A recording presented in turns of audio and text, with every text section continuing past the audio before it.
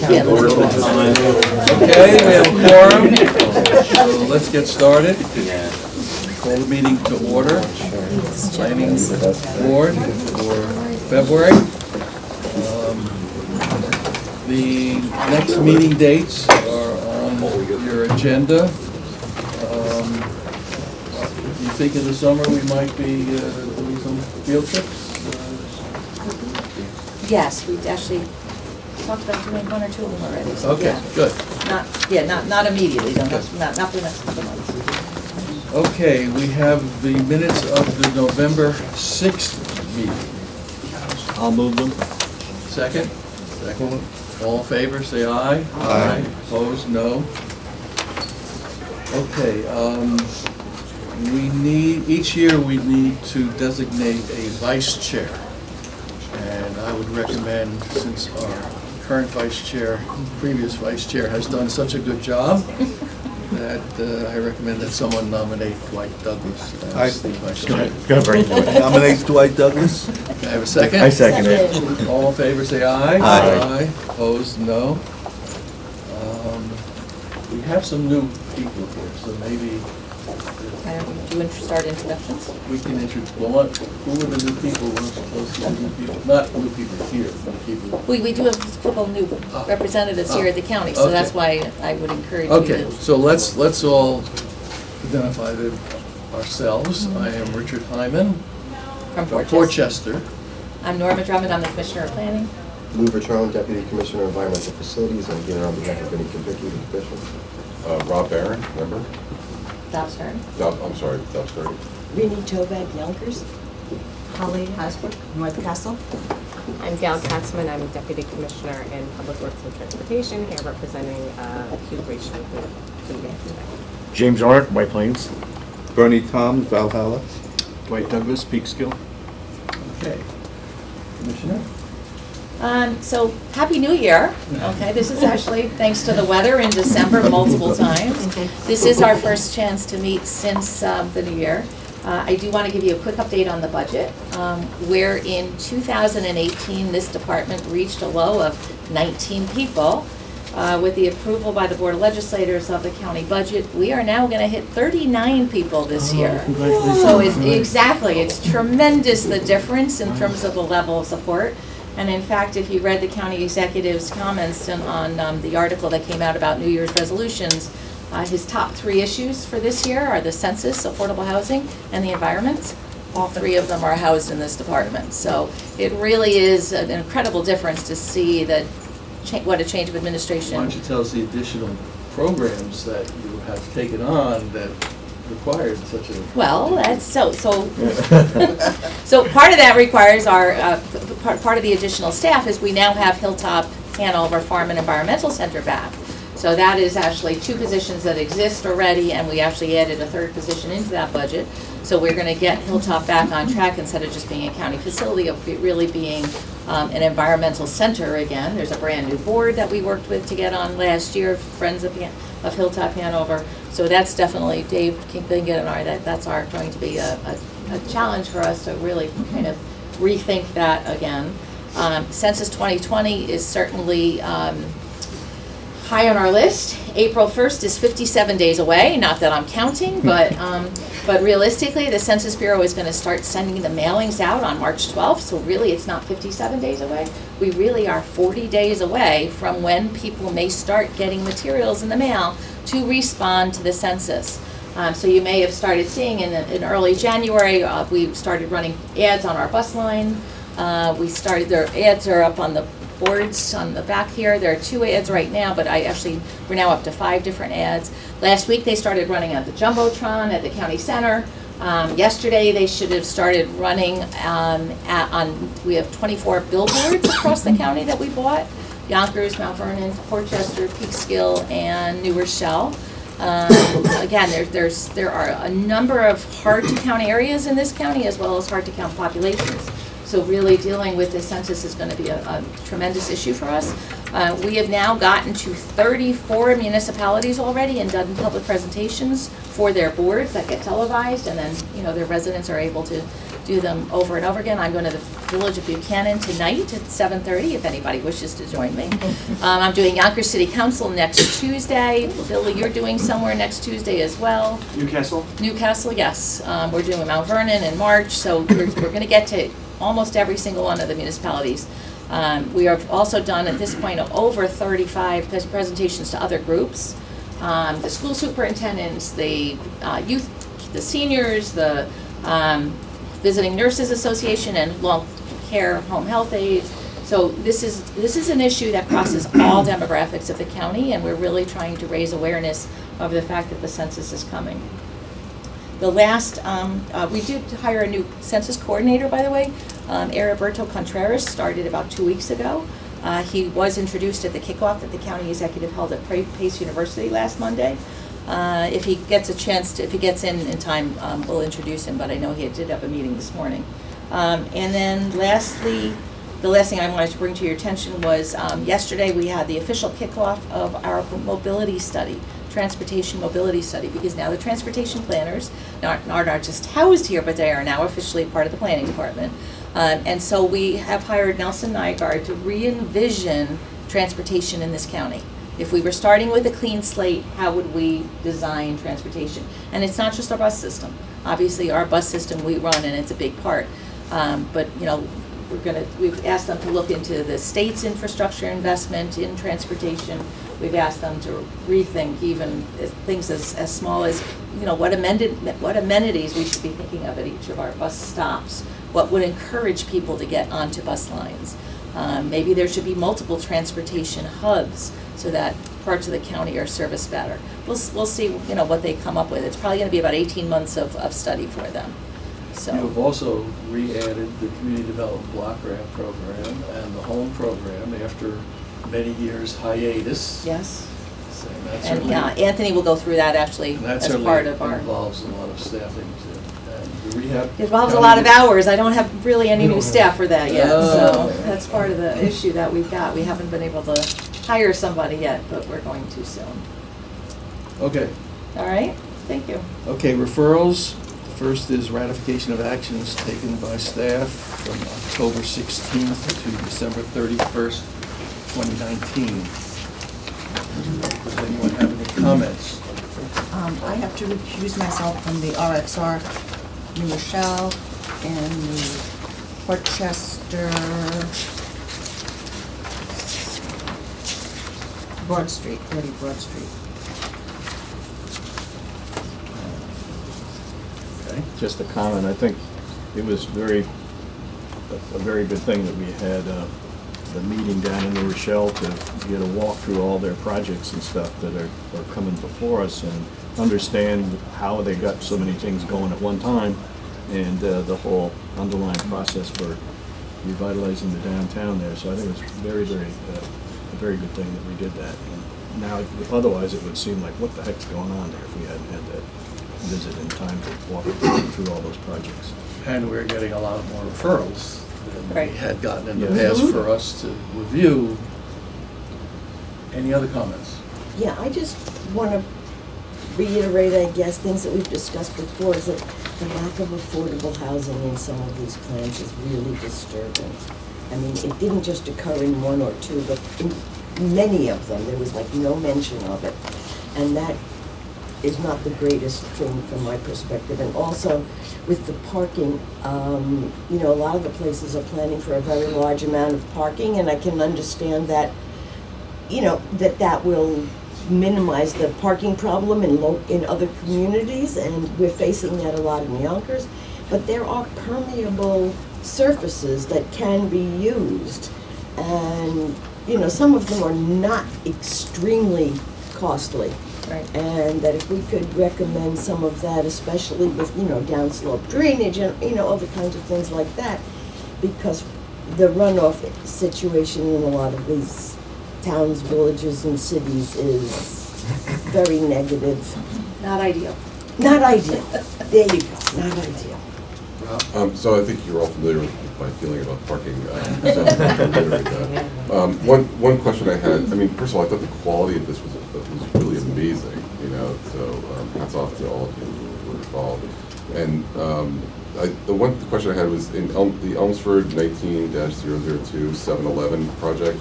I wish that we could have mentioned that we would like to see mixed use. So, store on the ground floor, apartments or offices up, especially since there were double the amount of parking that was required. So that's it. That's my only comment.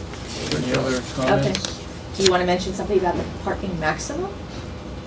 I would love to see parking maximums. There You go. saw it for the first time. Yeah. In Well, Portchester. we have, and in our minutes, it indicated that the staff will make a presentation Right. Yeah, in you- the future Right. regarding This agenda parking. was just I wasn't going to say anything, Richard. She pushed me to it. Just a heads up that the FGEIS for the Portchester zoning will be could potentially be on your next agenda in the sense that it will be referred in the middle of this month. Actually, no, it's postponed to March. Well, then, one more month then, perhaps. Any other comments on? I just have one more. Yeah.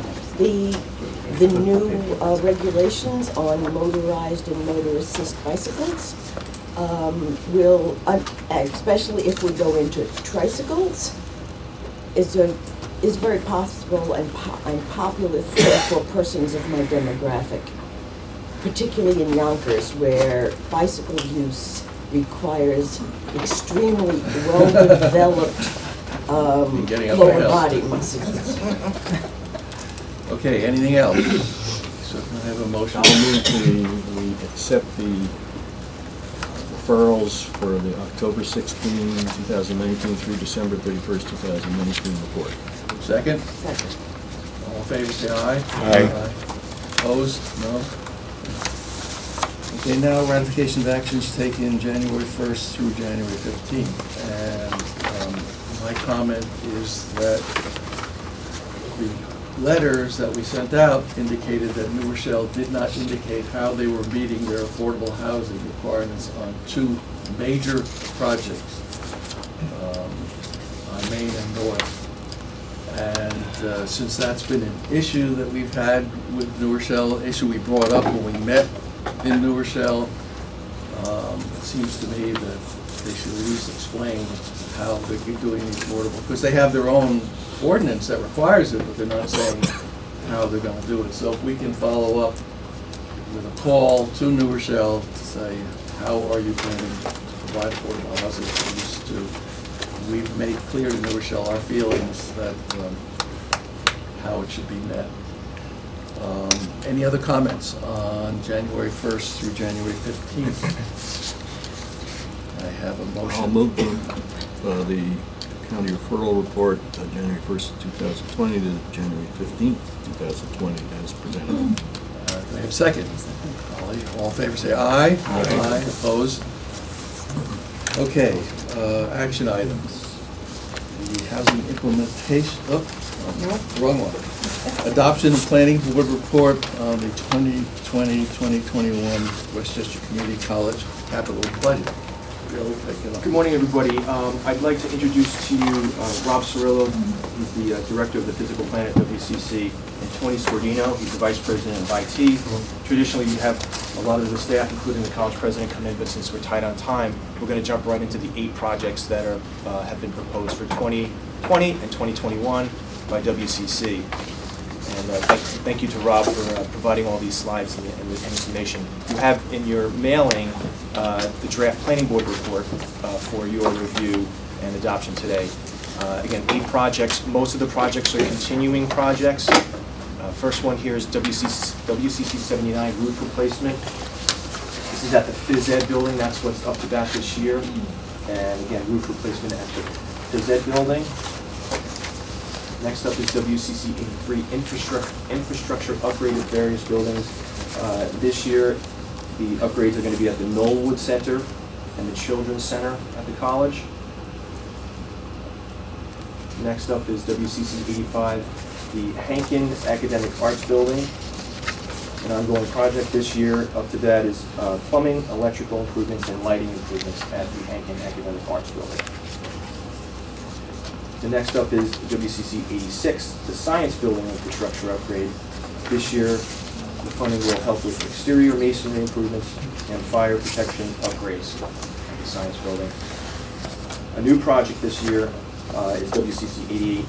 It's work at the maintenance buildings, the 3 maintenance buildings at the campus. For 2021, the college is proposing improvements at the mechanical, plumbing, and electrical upgrades at the maintenance 1 building and maintenance 3 building. The future year is at the other of the 3 maintenance buildings. So that's what's up for this year for the maintenance building upgrade project. The next 2 projects are the college's traditional technology Bill, upgrades. can I just go back to? Yes, yes. That's, doesn't include the, okay, you're only doing the 2020, 21. Exactly. I had a question about the 2022, 23, site development and construction to maintenance house, which is almost $2 million. So I was wondering. Sure. Explanation of background. that's That's the work for pretty- the maintenance 2 building, the older building, right? Is that what it is? The maintenance 2 building, that project was just completed. That was a last year capital project. That was to demolish. No, not, I'm talking about the 2022, 23, site development and construction to maintenance house. Maintenance house, I'm sorry.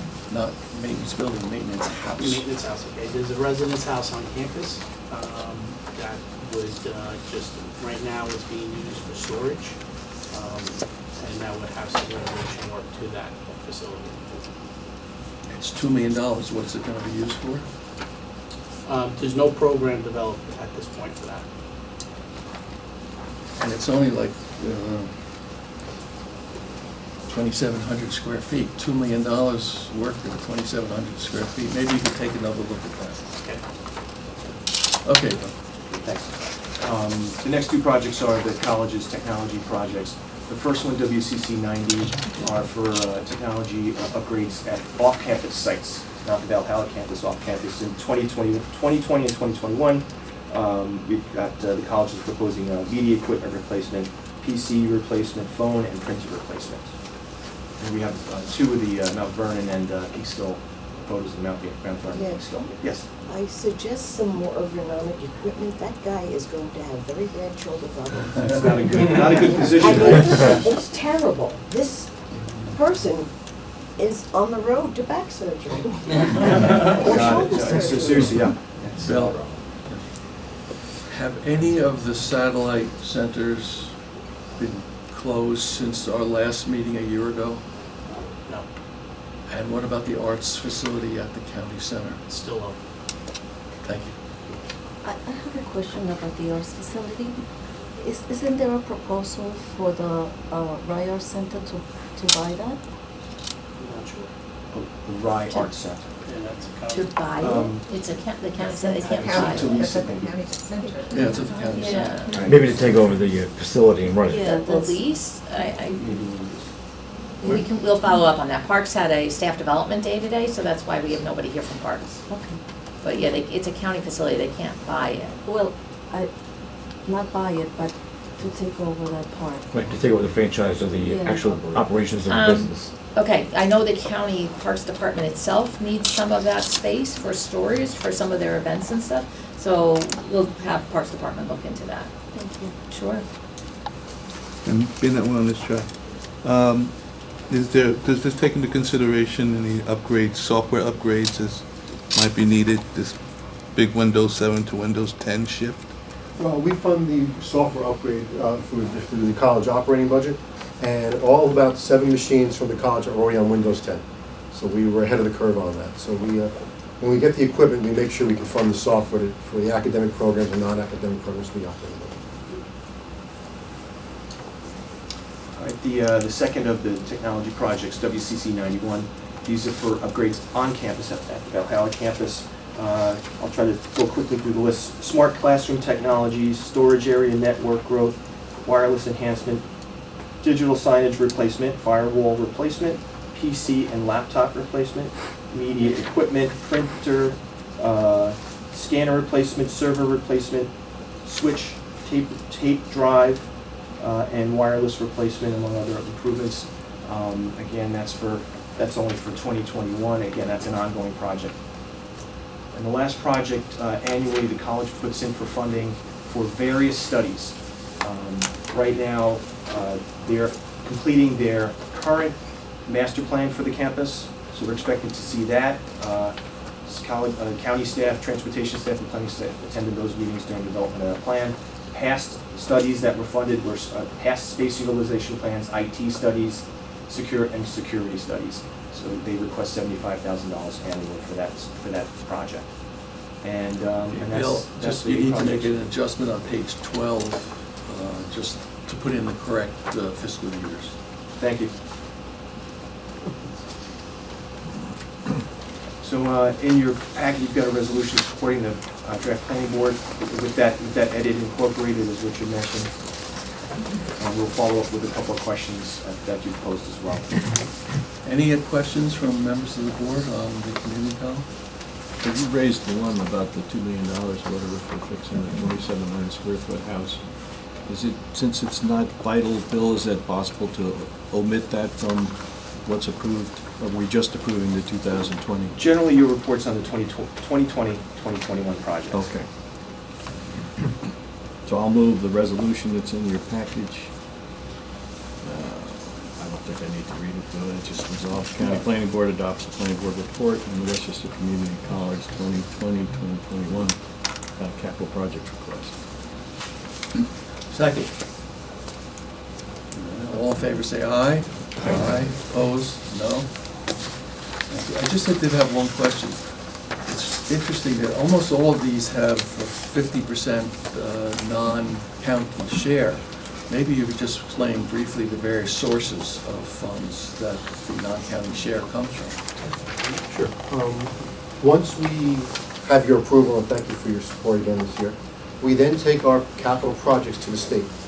And traditionally, the state has been approving and continues to approve our capital projects. So we get 50% from the state and 50% from the county. Any other? Excellent, thank you. I would just like to say, in those planning studies that occur, focusing on reducing vehicle miles traveled, your students, I know especially the Valhalla campus is kind of isolated, but I also know you have heavy bus traffic. I've ridden that bus, those buses.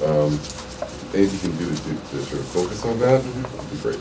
Sure. Our transportation staff meets with them quite frequently to really tailor and improve the service to that campus, because so many students come up from Minnesota and the county, and it's being considered, as Mona said, discussed in the upcoming mobility study. So we just talked about that yesterday. So they're going to, consultants will be taking an even closer look at getting to and from the campus. Great, thank you. Actually, one other quick question. How has the enrollment been from last year to this year? Has it gone up, stable, or gone down? Enrollment has declined a little bit this year. We are still within our budget, and we still maintain our budget and make sure that we are fiscally sound, but enrollment has declined slightly. Any explanation? The typical, we find ourselves challenged with the national challenges of lower high school enrollments, fewer students coming out of high schools going to college. The four-year schools, the private schools are lowering their standards for acceptance, which are drawing more students off. And more students have a booming economy, and when the economy is doing very well, traditionally community colleges have lower enrollment because more people are working, or they're taking fewer classes. So we may see a decrease in what's called FTE, full-time equivalent student, where we see actually roughly the same number of students, they're just taking fewer classes. Thank you very much. You can stay for the rest of the meeting if you'd like, but if you have other places to go, you're... Thank you again for your support. Thank you. Okay, next, draft supplemental planning board report of the 2020 capital budget requests. So, again, in your packets last week were another set of supplements to your planning board report that you first adopted in July of last year. This is for projects in the 2020 capital program, the bigger overall capital program. You then adopted planning board reports twice again in the fall for changes that the capital work group, additional projects of the capital work group, as well as the county executives adds in the fall. This set of projects that you've got materials on and the draft planning board report are 13 additional projects that were added by the Board of Legislators in December when they adopted the budget. So these projects have already been approved, so we're asking for a planning board report for each of these projects, and that's what was sent to you. One of the projects was a slight adjustment on a project that was already approved, Westchester Avenue. There was a slight adjustment in the distance of the road. So we wanted to make sure that was correct in our planning board report. So we tweaked that. So again, 13 projects were added by the Board of Legislators. Explain that one again. So Westchester Avenue, Robert Abamont is here from Public Works. I can't remember the original distance of the road, but we corrected Westchester Avenue to... It was just somewhere along the line, the distance of that road. About .45, I believe. It was an additional .45? Yeah, it went up to about 9. Which Westchester? Westchester Avenue, Portchester, I believe it was. Westchester Avenue, CR 112 in Portchester. Yeah, County Road It's now RB1. up to .89 miles. That was the correct mileage So the from, again, the limits did not change. yeah, so Only- Westchester Avenue from Bowman to Main Street is still the area of the road improvements. So Westchester from Bowman to Main Street is still where the distance was incorrect by, I think, a quarter mile or so. However, Westchester Avenue from Bowman to Regent Street has already been repaved curb to curb. Westchester Avenue from Regent to Pearl, I think, has already been repaved curb to curb. From Pearl to Main, no. And from Bowman to Ridge Street, no. But Bowman to Ridge Street is in the village of Rybrook, not in the village of Portchester. I doubt you're going to be repaving roads that have already been repaved curb to curb. So I think you need to double check. Sure. My recollection Or is... make it clearer that though the areas already paved are not Right. included in this. If I, yes, usually once we start design, we had put it in and the project rolls forward, the first step into design will be to take a survey of the road, its conditions, and address the design and subsequent construction as we go forward. So we will take a look at Actually, I that. pointed that out a year ago to the former deputy, Okay. that it had been repaved, and so, but obviously you don't want to have to redo it, so I Right. don't think you're going to need that amount of money. And you might want to change the limits from Bowman up to Ridge Street, even though that includes Village of Rybrook. That area definitely needs to be repaved.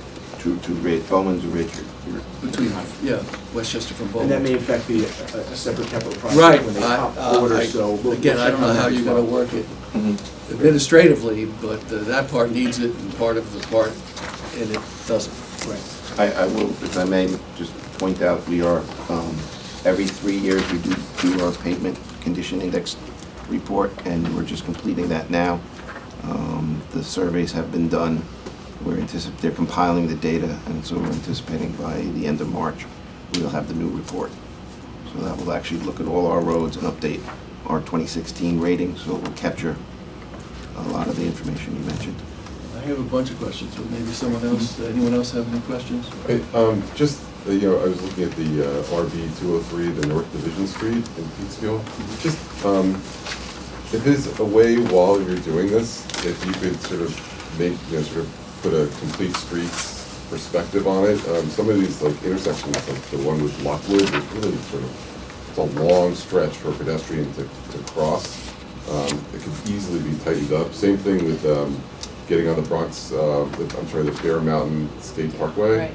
Just looking at those corners and to tighten them up so that pedestrians aren't at risk. Great. We can incorporate, we've done that in the past, Robert, we've incorporated that kind of comment in the planning board's comments. Great. We review the plans, our staff review the plans in detail, so.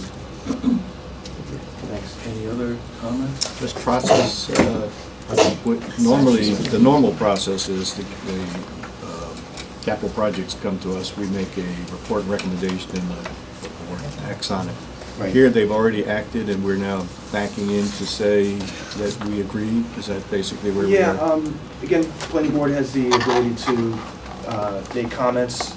Your planning board report is the official comments we're going to be reviewing plans, so it's good for you to understand the project, to provide us comments on, reviewing when we review the plans and going forward. So, and it also lets other departments and other staff in the county understand the planning board's comments and concerns going forward. Apparently, the Board of Legislators has more authority in this area than we do. Always thought that. Yeah, always thought that. Yeah, I was gonna say, never doubt that. Okay, I have a couple on CR 29 Mount Pleasant. This is Commerce Street, and in 2019, $2.7 million was done for milling and paving. And now for 2020, we're adding another $2 million for additional construction funding not defined. They've already done the milling and paving. What is the additional construction for? It's yet to be done. Again, this is a project that existed years ago, and if that's correct, Robert, and it's just additional funds? The project has not been constructed yet. One of the issues, and the legislator in the area had brought it forward and through the board and championed it, is the reconfiguration of the intersection. There had been several, I know of at least one fatality, so they're bringing it more into a T intersection. The additional work or requested money is for that intersection, and we will put the entire project out as one project. Makes a lot of sense, but perhaps we should have explained that in the comment.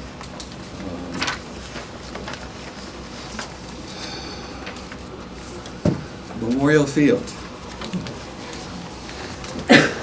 Former Mount Vernon Commissioner, I love Memorial Field. I used to play tennis there and run there, and I want to see and the county is being very generous to Mount Vernon. But I'm just wondering, is there a plan? It says there's a 3,900 seat bleachers. I mean, has that been, not final design, but it has at least been sort of It's thought been over? designed. In fact, our staff was reviewing and providing comments, particularly on some of the site, proposed work at the site. Right, it's a new grandstand, newly designed grandstand with locker rooms and things like that underneath, similar to what was before there. Well, 3,900 is sort of a very specific number, so it Right, sounds right. like somebody must have had something in mind. Yeah. And also, are we back to an 8-lane track as opposed to the Is it Anthony? was it 6-lane 8-lane? track that was? Yes, right, Robert? Has there been a presentation to this board about that project? It's a very large project, and I feel like I just Googled it and got a lot of history. There hasn't been, That's being we friendly. can look to do that, or even do a site visit if we wanted to. Sure. Ooh, Yeah, that would be great. kind of look at Mount Vernon. That'd be great. I have another question, Richard. Yeah, go on. So, there are a number of traffic loops that were included in this, and I'm a little concerned about the sort of equity of traffic loops. That Define traffic loops. a traffic loop is something that I believe that when you get to a red light with your motor vehicle, it then actuates the light to turn green. For other mobility users that aren't on in a motorized vehicle, like a bicycle, it is quite difficult to actuate that light to turn green. So you have to sit there and wait for endless times, or you have to dismount, walk to the button, if there is a button, push it, and then you have actually 2 stages. You're making a left turn, so you have to wait for 2 light cycles to go. And so from an equity perspective, as a person who rides bicycles, it's a problem. And I wonder if there's some way to address that, to have those loops actually activate for a bicycle. Whoever's gonna do the study. Public Works. Yeah. I guess we have to look into that. The traffic loops are usually for For cars. cars. I know they don't make the light change any faster. They could, depending how the cars stack up. So they do detect the cars. There's a the traffic signal has a pre-programmed cycle to it, but it's something we can investigate to see what's out there.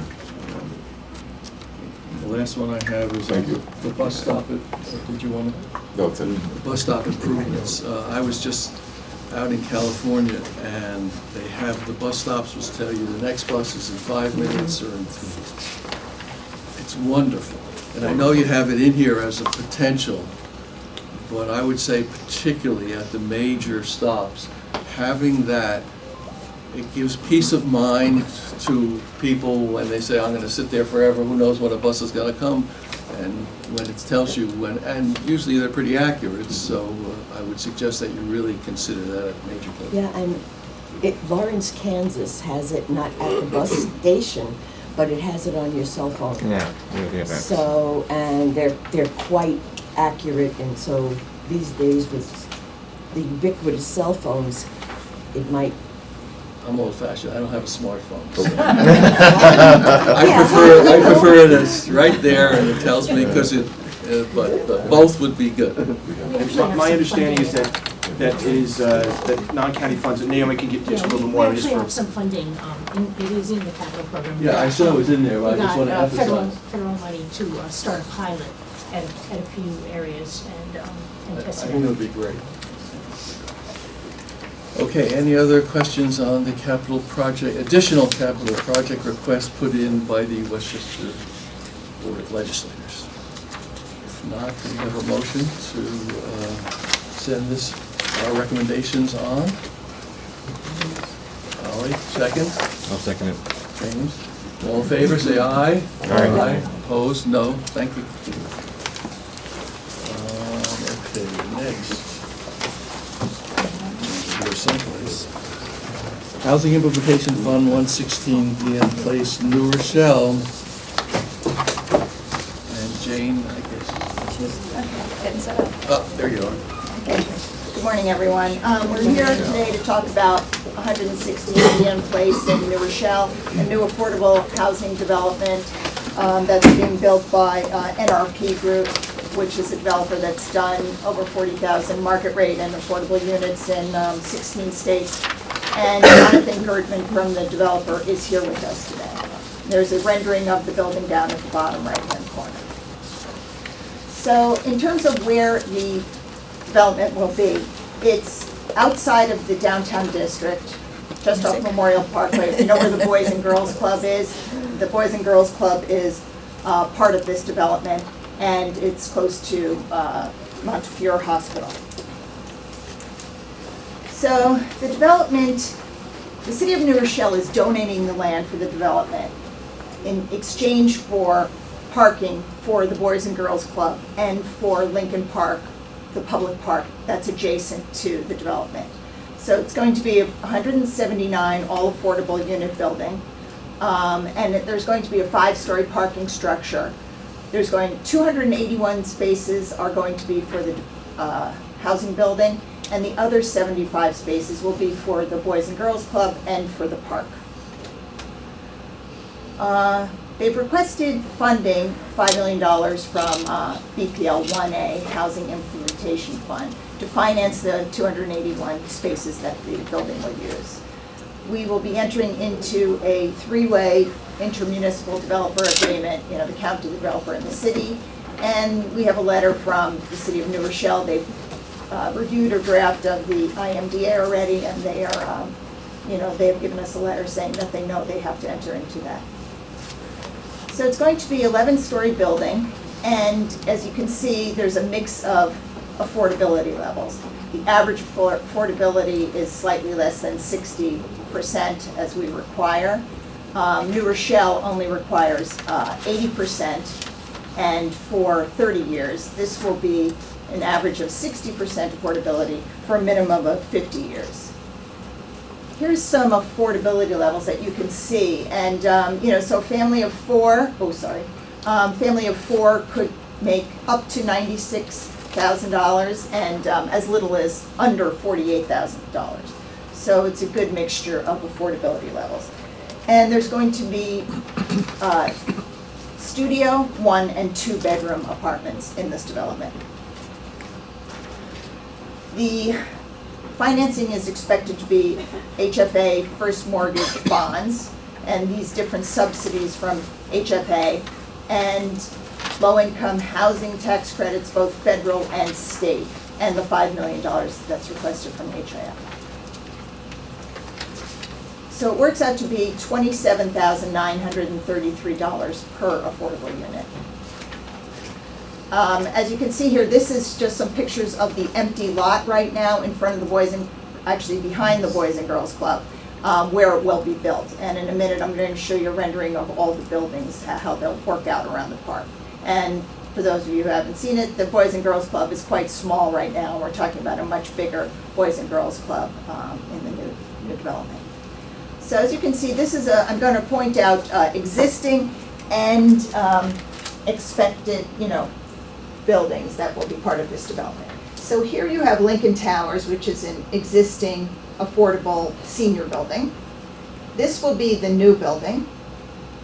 Here you see, this is Lincoln Park. That's a pool there. You have basketball courts here, other fields here, and there's a little playground behind these trees. This is where the new parking structure will be, and this is where the new Boys and Girls Club will be. And I want to point out that over here there is a Head Start pre-K nursery school program run by Westcott that we hope that some of the future residents of the building will be able to use. And here is the building, a rendering of the building. And that's it. Anybody have any questions? I have one. It says the 5 million will be, may include, but are not limited to construction of the parking spaces.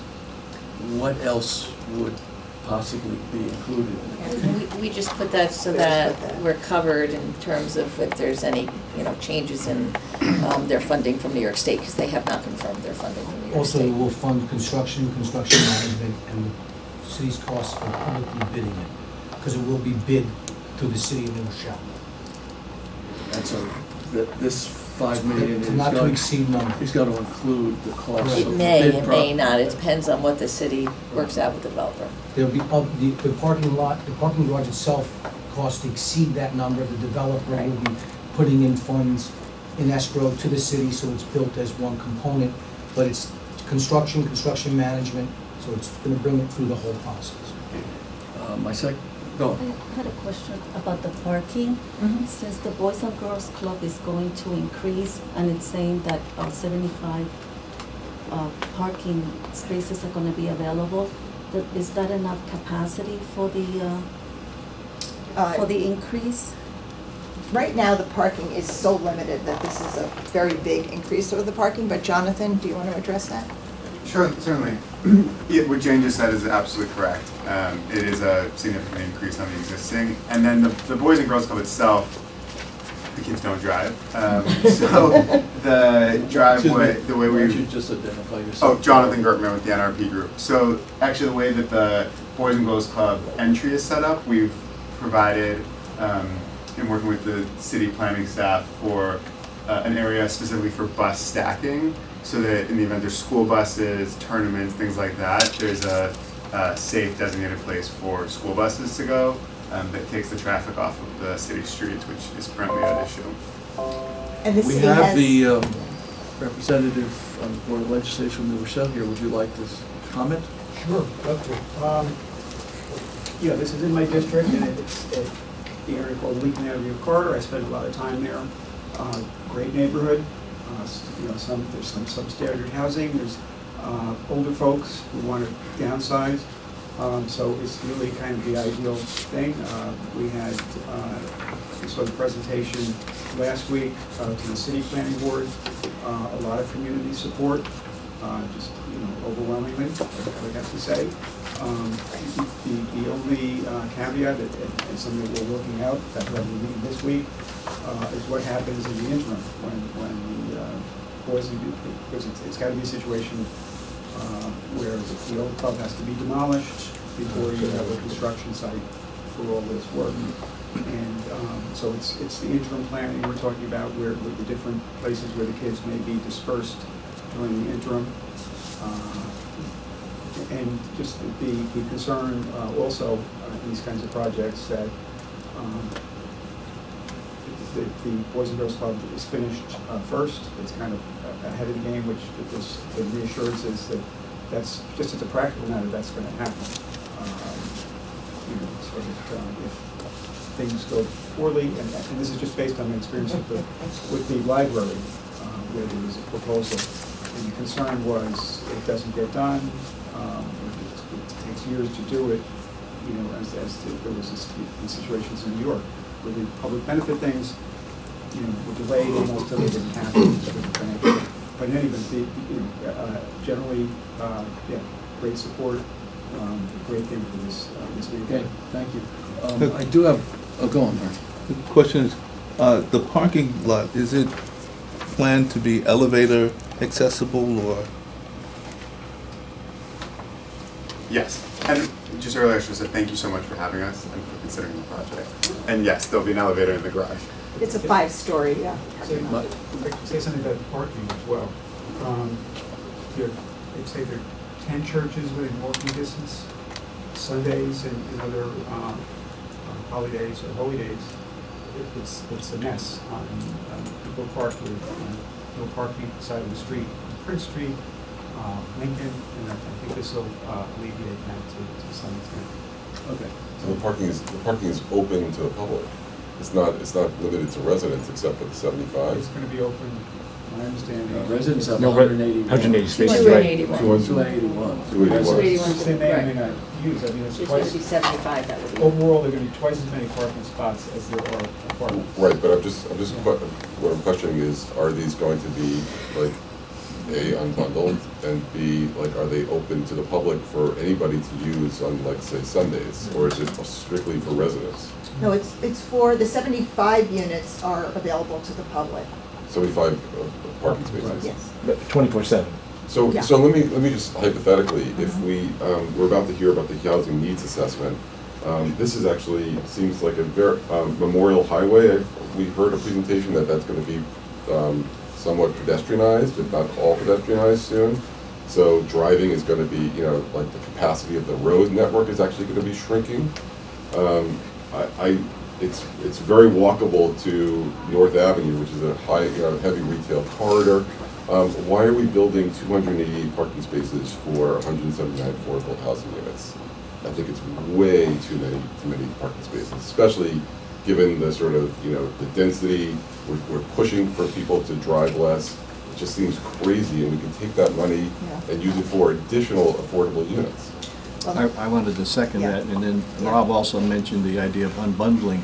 So, given the need in the churches and all that stuff, unbundling might be the right solution to reduce all that parking, and then a tenant is assigned a parking space. And low-income tenants, more often than not, don't have 2 cars or whatever, and especially smaller efficiency Single 1 and units. 2 bedroom. You're likely to have quite a number of those that live there only need 1 parking space.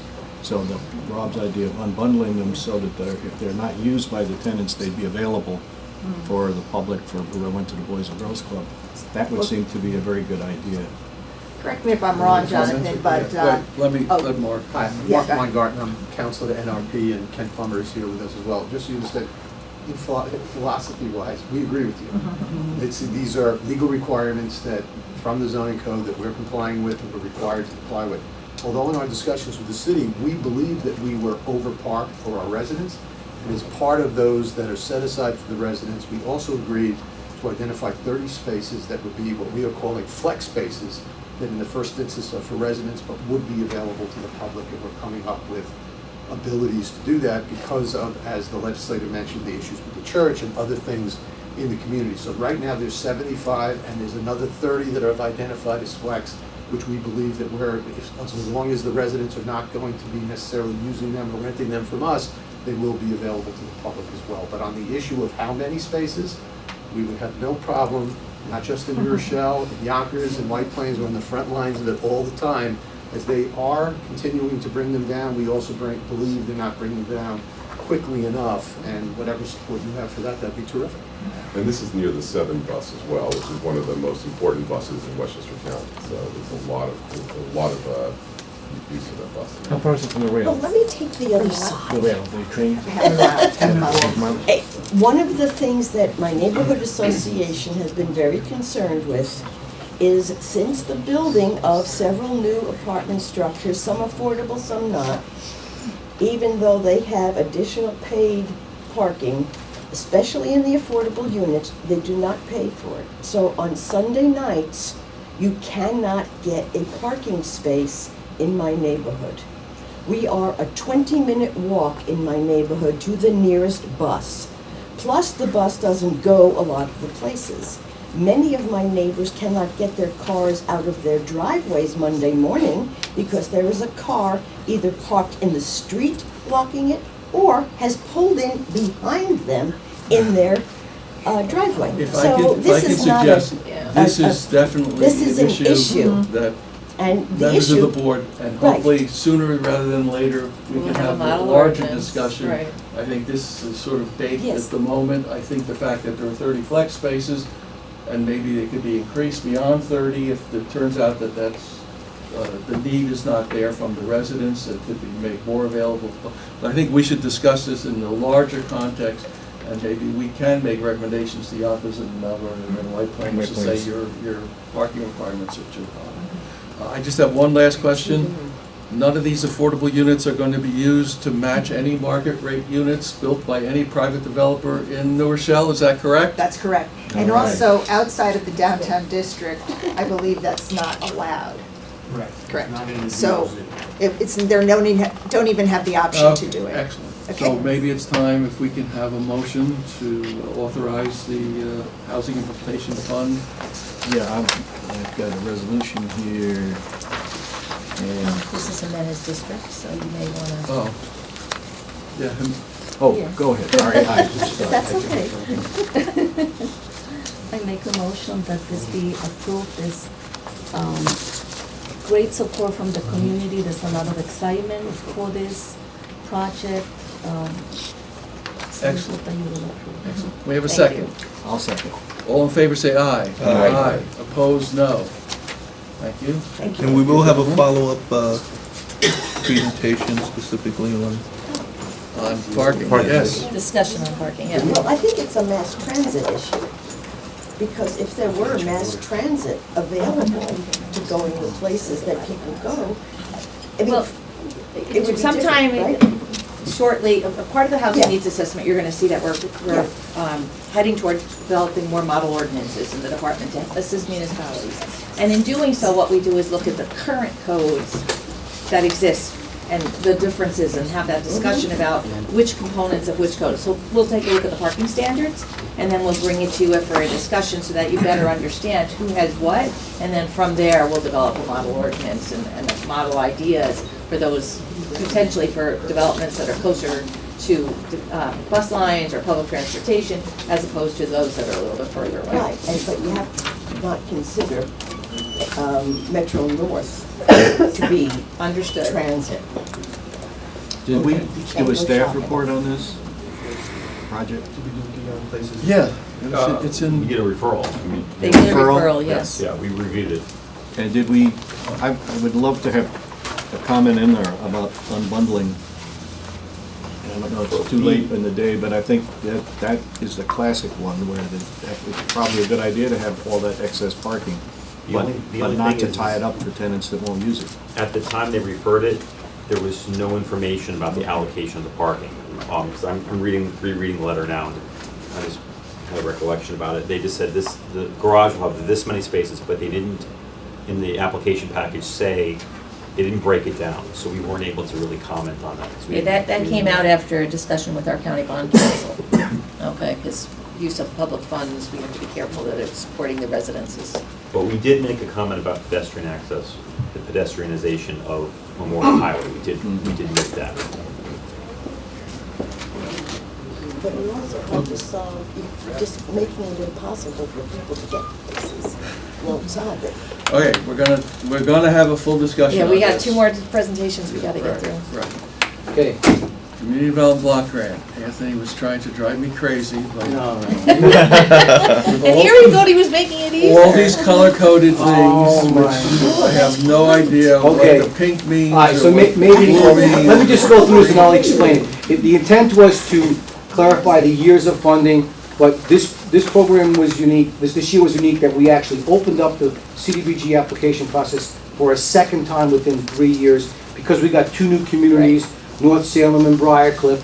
And because there was a kind of, I wouldn't say rush, but it was very rushed in getting the program out, the applications that we received were not fully baked. So when we received additional... And we got an extra $1 million. I was thinking of it. And we got another extra $1 million. So what we did was, we moved many of the allocations that we were proposing for 19, 20, and 21, we moved many of them to the 2019 allocation. Then, that allowed us to leave gaps in allocations for future funding for 20 and 21, so we accepted new grants. So if you look at that sheet, in the color, the one that you look at the most is the applications that are highlighted in green. Those are the applications that are a result in the 2020 action plan that are being recommended for funding. You're talking about the application, not the dollar. The dollar amount, just look at the column where it says recommended. Also, it's going to highlight the application received, but the green ones are identified as green, keeping it green, and we've identified more funds or a new allocation to that. Let me go through this quick because Norma has a lot to do. I just have a question. What do you mean when you got two new community, or Originally, we were 25 communities. The town of North Salem and the village of Briarcliff Manor joined the consortium they submitted all their paperwork by June of 2019 to have them be eligible to submit grants in 2020. We've never opened up the application process. They're not submitting grants, they're submitting Submitting applications, for grants. But any community can join, they just have to fill out the application? No, they have to fill out a cooperation. They do actually have to approve cooperation agreements, which means passing local resolutions. Which means which means affordable housing. Well, So which is it- means is it- zoning that's supportive of. So is it income-based? For the municipalities? Yeah, because... The actual applications is income-based. The beneficiaries. Right. But I see that because it has, low... Either it has to benefit... But there's a very limited window of time when the municipalities can join for the following year, because there's all the documents that have to get approved, and then it has to get approved by HUD before the end of the fiscal year for HUD, which is September 30th. So the opportunity to join for municipalities, because there are still 14 municipalities in Westchester that don't get funds, they have to apply to New York State. They are gonna have probably from the beginning of April until likely the middle of June of this year to apply, to be able to join the consortium for 2021. Okay. Anthony's right, this is a very complicated thing because who knew they're gonna get an extra $1 million, and we're actually talking about retroactively going into 2019 with additional money. We had already approved the 2019 for the lower amount. Right, you didn't see it, but the 2019, we moved projects up for recommendation. Based on the comment period. Based on the comment period, based on the fact that we got additional money. So, but there's a map here that actually shows you all the great communities are the communities that do not currently belong to the consortium. The city of White Plains, Mount Vernon, New Rochelle, and Yonkers get their own money directly, but there are, I know as Norma mentioned, 14, I guess, communities that choose not to belong at this time. So let me go through this quickly. So we develop a consolidated plan, and what we're doing is the 2020 action plan is actually the amendment to that plan. There are 27 consortium communities for a total population of about 3,600 people. We have 360,000. 360,000. I better slow down. Okay. So we opened our public, our comment period on January 7th. We had one person actually come to the meeting, and now we've met with the Community Development Advisory Group, the CDAG members, on the 14th, and then we met with Urban County Council on the 29th, and now we're meeting with you. Then we'll be going. The next step is to the Board of Legislators. We still don't know what the funds are going to be from HUD. We don't have our budget yet, but we're estimating that we'll be receiving about $850,000 for the home program, which is for our affordable housing construction, emergency solutions grant, which we issued an RFP, and we have 2 groups that will be allocating money. And then the community development block grant is estimated to be at 3.6. It's going to go up a little bit because we have 2 additional communities. Okay, the home funds, as I talked about, this is for our affordable housing construction. Goes directly to developers on a first come, first served, whoever needs the money. It's based on the affordability, like 50 to 60 to 80% of median income. We've spent over almost $34 million in homes since we started the program. We are eligible to get some administrative costs that I mentioned before. This large cities of Mount Vernon, Yonkers, New Rochelle, and White Plains receive their own home funds. White Plains does not. White Plains does not, sorry. The ESG, we issued an RFP back in October, received proposals in November. We're going to be allocating funds to the Human Development Services of Westchester and the Bridge Fund for back rent and legal services associated with preventing people from becoming homeless. CDBG is our largest program. It's for funds to the municipalities. It has to benefit either a low-mod area, limited clientele, or low-mod housing. Like I said before, we do it a 3-year cycle, but this is the first time we've ever opened up that process because we received more money and we had 2 new communities come into the consortium. So we accepted applications in June, and I'm going to go through how we allocated that and review that in a minute. Okay, sorry for the map being small, but there's one right here. So right now we're 27 communities. The 2 new is Briarcliff Manor and the North Salem. Okay, this map shows us the 10 highest low-mod population communities. Portchester this is based on the 27 consortium communities. So it doesn't include the Peekskill in that one, which probably would be maybe second. By low mod, you mean family, The households highest who are. low mod, what is that? Yeah, that means households that are at or below 80% of the area Right. median income. Okay. Based on So- census. What? What's highest? Oh, they have the most. Of Have the the, most. of the highest 27 lowest. municipalities, we ranked them in terms of their percentage overall of low and moderate income populations. So Portchester by far exceeds the others. 67%. Our threshold, in order for a project to be eligible, 51% of the beneficiaries have to be low to moderate income based on area median income. What's the source of the numbers? ACS, American Community Survey data. Census data. Census data. Census Okay, so data. as you- Well, there's a Census. baseline of census data. This is old. I may ask, how old is that data? No, this This is is- data through, this is 2013 through 2017 ACS Yes. data. So it's not that How old. would you go about changing We're- the boundaries, sort of? Right now, the program, we're looking at it based on this information. The 2020 census, we'll be using that in our, probably not even our next cycle. No, this Right. data is being used for the next 5 years. Okay, Next four more years. but it's still important to answer the census. Very That much. exception for housing authorities within a non-low mod.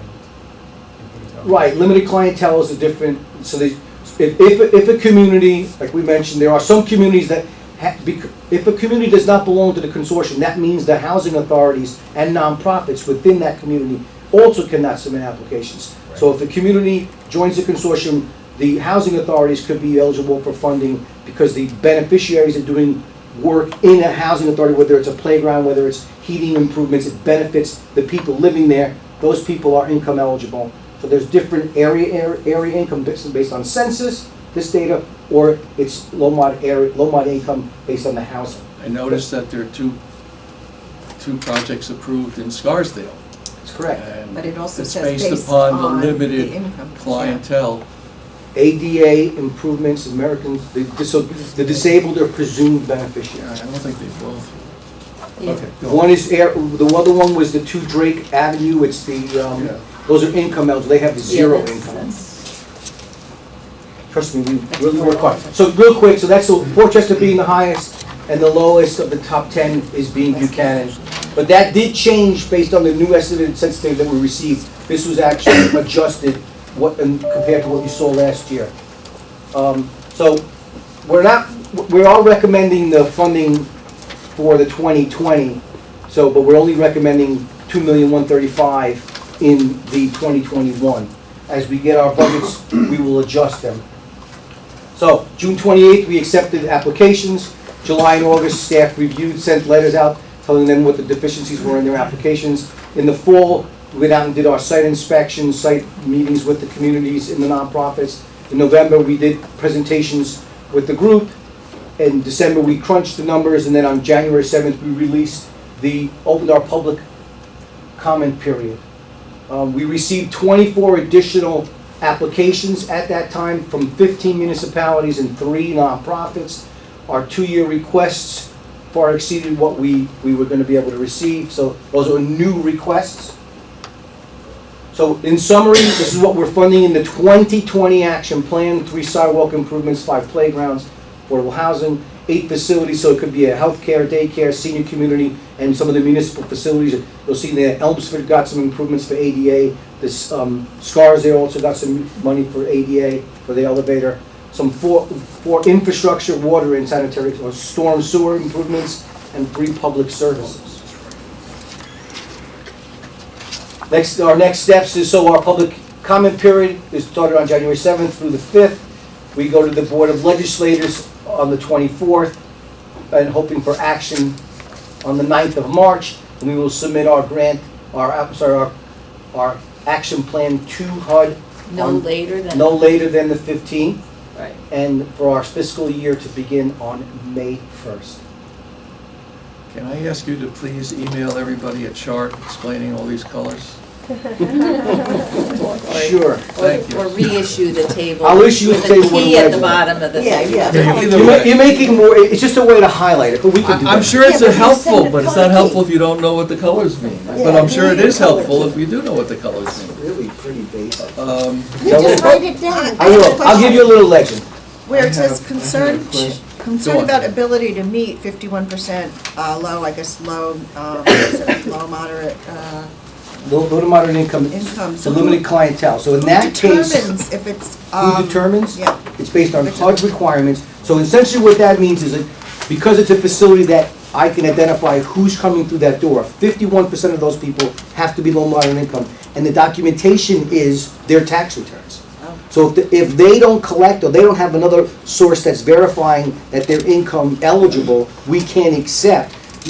We can't say, oh, Tony, yes, it definitely benefits 51%. Well, how? HUD monitors us, they will audit us, so we have to make sure that we can stand behind the allocation that it can benefit. So Yeah, there are many worthwhile programs out there, like soup kitchens and nutrition programs and food pantries, but they don't collect income information. So while anecdotally we know they serve the right populations, they don't have the documentation to prove to HUD that they're eligible. We're not going to get this program into trouble. We've got to make sure that we're funding programs that a part of their service is they collect that appropriate documentation. So we got a resolution for this? Yes, please. I'll move that we recommend, that we support the recommendations of goals and funding for the fiscal year 2020 action plan. Second. I'll second it. All in favor, say aye. Aye. Opposed? Okay, goes ahead. You're up. Good morning, everyone. Here is your long-awaited Affordable Housing Needs Assessment. So, yes, back in November, the county executive did release this report. So it is dated November of 2019. I'm going to go through some of the highlights of the report and then some of the action steps that we're taking to actually start implementing it. The county executive, again, as I mentioned to you right at the start, affordable housing is one of the 3 priorities that he identified for 2020. He is not letting grass grow under his feet. He has already held regional meetings. He started the regional discussions with the municipalities to start the discussion about how do we move our affordable housing needs assessment forward. So no surprise to everybody, Westchester County is home to almost 1 million people. In fact, we may be over 1 million people, but we will soon find out from the census exactly what our count is. So this is not our first time doing a housing needs assessment. We actually did our first one back in the early 90s. And then the last one was done in 2004. Many people think it was 2005. But the Housing Opportunity Commission actually came out with an allocation plan in 2005 based on the housing needs assessment that was done by Rutgers University in 2004. The problem with the previous 2 studies is that everybody was anxious to get the study, looked at the number and said, what's our need? And then those studies sat on the shelf. This housing needs assessment is a very, very different plan than the last 2. Number 1, it is not an allocation plan. I want to be very clear. There's no assignment to individual municipalities of how many units that they should do. And so Jane and Leonard are keeping that database updated. Is that closer to being online? The system online to make it available for not just municipalities where there are new supervisors and mayors coming on board to be able to help them understand what affordable housing units they have in their municipalities, but also for customers and clients and our nonprofits to have resources available to them about knowing where our affordable housing units are. And then lastly, the model ordinances. We started with the release of a model ordinance about accessory dwelling units. But we've started working on doing the behind the scenes work for senior housing. Bill and his staff found 15 ordinances that exist already in Westchester that deal with senior housing in 12 municipalities. So again, we're going to pull those together because many of our municipalities do not have professional planning staff on board. They either deal with, the hired consultants, or they have consultants that really just help them with their planning and zoning board activities, but they don't have the staff actually on, in their local town and village halls. We're also going to look at parking requirements. We've made that commitment, and the municipalities we think need that guidance and that help. And then certainly taking a look at the office park study that Mr. Hyman did many, many years ago for us when he was a consultant for us, and adaptive reuse, looking at additional adaptive reuse of what we can do. That is really your, 15, 20-minute summary of the Affordable Housing Needs Assessment. But really, it's an incredible document, and I hope you take the time. The study itself is about 170 pages, and then it's 640 pages, because there is a snapshot of every single municipality in there with their own data. And so the county executive last week started the regional discussions with the municipalities. We did 3 of them last week. The last 2 are tomorrow, and then there's actually a makeup session. So if any of the municipalities wasn't able to make the session, that was their region, because we figured it's easier to have, there are regional issues along the Hudson River versus the Long Island Sound versus the watershed area where, as we all know, there's a limit on sewers, and, septic is much more prevalent. And so that's where we're starting regional. But in these discussions, he's giving the municipalities 60 to 90 days to have their own discussions and then come back. All right, so he really is giving them homework assignments and saying, offering for Jane, myself, Blanca, any of us to be able to go out and help them with that local discussion. But because they each need to have their own discussion. But we're starting it on the regional level, giving them their assignment, and then we'll regroup with them in a little bit later date. Thank you, Norma. Good timing. It's 10 sharp. 10 o'clock. What's interesting is that most of us are representing communities that are active in affordable housing. We need some more people in terms of outside advocates to go to the local communities that really have not been as receptive. But anything that Planning Commission can do to support the county executive's efforts, we'd like to be able to do. Sure. Any other questions? I have a motion to adjourn. Motion to adjourn. Second. Second. All in favor? Aye. Opposed? No. Thank you.